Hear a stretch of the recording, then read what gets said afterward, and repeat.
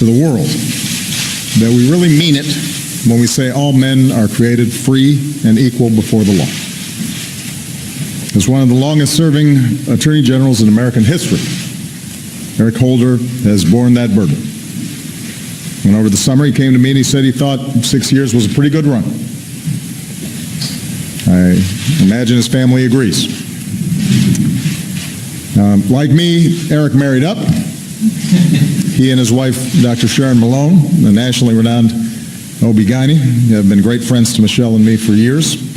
And I know Brooke and Maya and Buddy are excited to get their dad back for a while. So this is bittersweet. But with his typical dedication, Eric has agreed to stay on as Attorney General until I nominate a successor. And that successor is confirmed by the Senate, which means he'll have a chance to add to a proud career of public service, one that began nearly 40 years ago as a young prosecutor in the department that he now runs. He was there for 12 years, taking on political corruption until President Reagan named him to the bench as a judge. Later, President Clinton called him back. So all told, Eric has served at the Justice Department under 6 presidents of both parties, including a several-day stint as acting Attorney General at the start of George W. Bush's first term. And through it all, he's shown a deep and abiding fidelity to one of our most cherished ideals as a people, and that is equal justice under the law. As younger men, Eric and I both studied law, and I chose him to serve as Attorney General because he believes, as I do, that justice is not just an abstract theory. It's a living and breathing principle. It's about how our laws interact with our daily lives.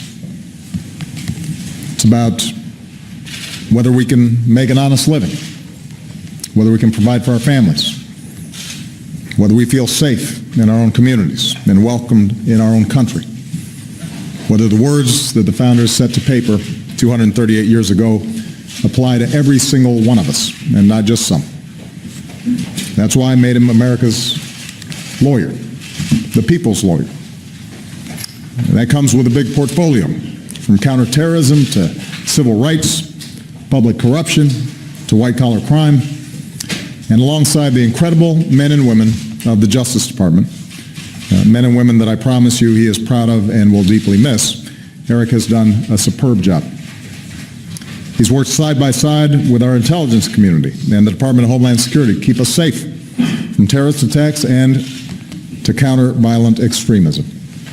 On his watch, federal courts have successfully prosecuted hundreds of terror cases, proving that the world's finest justice system is fully capable of delivering justice for the world's most wanted terrorists. He's rooted out corruption and fought violent crime.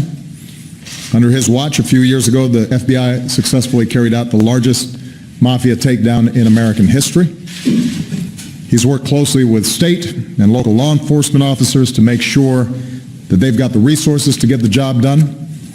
And he's managed funds under the Recovery Act to make sure that when budgets took a hit, thousands of cops were able to stay on the beat nationwide. He's helped safeguard our markets from manipulation and consumers from financial fraud. Since 2009, the Justice Department has brought more than 60 cases against financial institutions and won some of the largest settlements in history for practices related to the financial crisis, recovering $85 billion, much of it returned to ordinary Americans who were badly hurt. He's worked passionately to make sure our criminal justice system remains the best in the world. He knows that too many outdated policies, no matter how well-intentioned, perpetuate a destructive cycle in too many communities. So Eric addressed unfair sentencing disparities, reworked mandatory minimums, and promoted alternatives to incarceration. And thanks to his efforts, since I took office, the overall crime rate and the overall incarceration rate have gone down by about 10%. That's the first time that they've declined together at the same time in more than 40 years. Eric's proudest achievement, though, might be reinvigorating and restoring the core mission to what he calls the conscience of the building, and that's the Civil Rights Division. He has been relentless against attacks on the Voting Rights Act, because no citizen, including our service members, should have to jump through hoops to exercise their most fundamental right.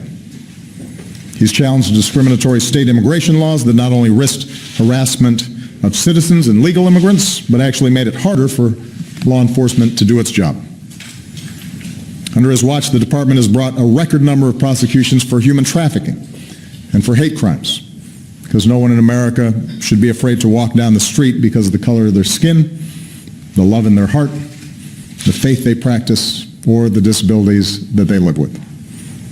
He's dramatically advanced the cause of justice for Native Americans, working closely with their communities. And several years ago, he recommended that our government stop defending the Defense of Marriage Act, a decision that was vindicated by the Supreme Court and opened the door to federal recognition of same-sex marriage and federal benefits for same-sex couples. It's a pretty good track record. Eric's father was an immigrant who served in the Army in World War II, only to be refused service at lunch counters in the nation he defended. But he and his wife raised their son to believe that this country's promise was real. And that son grew up to become Attorney General of the United States. And that's something. And that's why Eric's worked so hard, not just in my administration, but for decades, to open up the promise of this country to more striving, dreaming kids like him. To make sure that those words, life, liberty, and the pursuit of happiness, are made real for all of us. So soon, Eric, Sharon, and their kids will be a bit freer to pursue a little more happiness of their own, and thanks to Eric's efforts, so will more Americans, regardless of race or religion, gender or creed, sexual orientation, or disability, who will receive fair and equal treatment under the law. So I just want to say thank you, Eric. Thank you to the men and the women of the Justice Department who work day in and out for the American people, and we could not be more grateful for everything that you've done, not just for me and the administration, but for our country.